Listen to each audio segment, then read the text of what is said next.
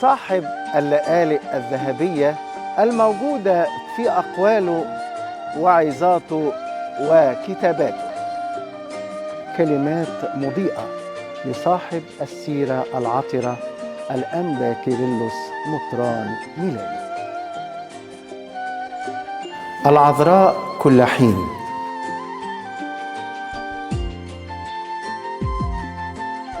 عدد شهر أغسطس عام 1994.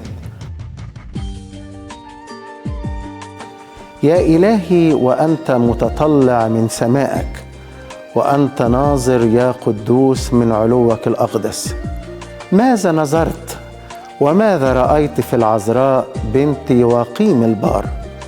العذراء قدمها يواقيم وقفا مؤبدا. يا قدوس ماذا رأيت؟ هل رأيتها أرضا حاملة للفضائل؟ أنت يا قدوس المستريح في قدسيك، هل لأجل ذلك أقمت عليها المدينة المقدسة مسكنك أيها العلي؟ ماذا رأيت فيها؟ وأي قلب كان قلبها؟ هل فاق قلب حبيبك داود؟ ماذا أقول لك يا كاشف الأعماق؟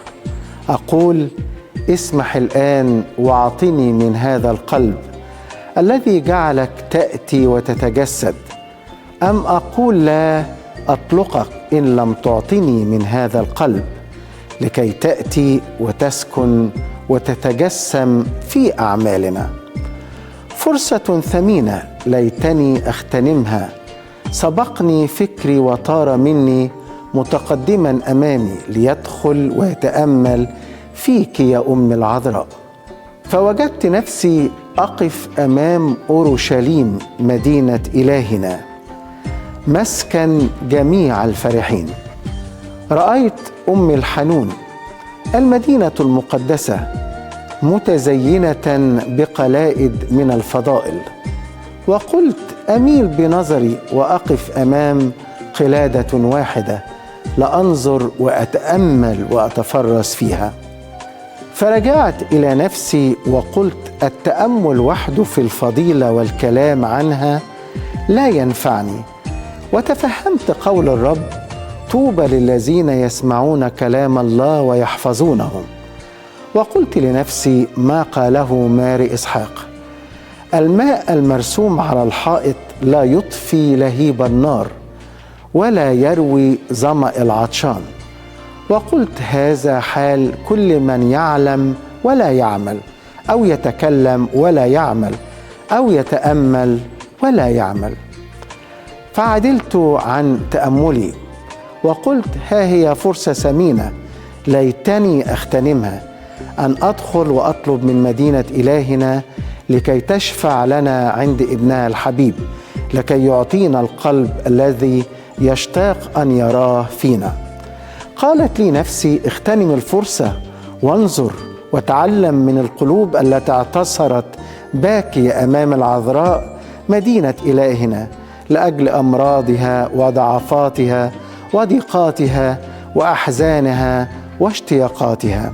وقالت انظر كيف خرجت ترقص مهللة، لأن الرب استجاب وتمجد اسمه القدوس في البتول المدينة المقدسة. يا أمي، أنت دخلت الهيكل وصرت هيكلا للواحد في الثالوث. صرت إجابة لمن يسأل قائلا: لماذا ندخل بيت الرب؟ بك عرفنا لا يكفي أن ندخل بيت الله ولا يكتفي أن نخدم الله، إنما نبقى هيكلا لروح الله يعطي تمجيدا. هيكلا لله هو يخدم فينا ونحن نخدم فيه. أنباك فعلا طباع مع المسيح بتكلم وعايش معاه. يسوع حية يطف ملاك، اشفع لنا لحد ما نوصل سماء. اشفع لنا لحد ما نوصل سماء. أنا واقف على الباب أقرأ. ماذا تريد من كل قلب؟ تقترب منه وتقرع عليه. ماذا تريد؟ أنا أعطيكم سلاما. أنباك فعلا طباع مع المسيح بتكلم وعايش معاه. يسوع حية يطف ملاك، اشفع لنا لحد ما نوصل سماء. اشفع لنا لحد ما نوصل سماء.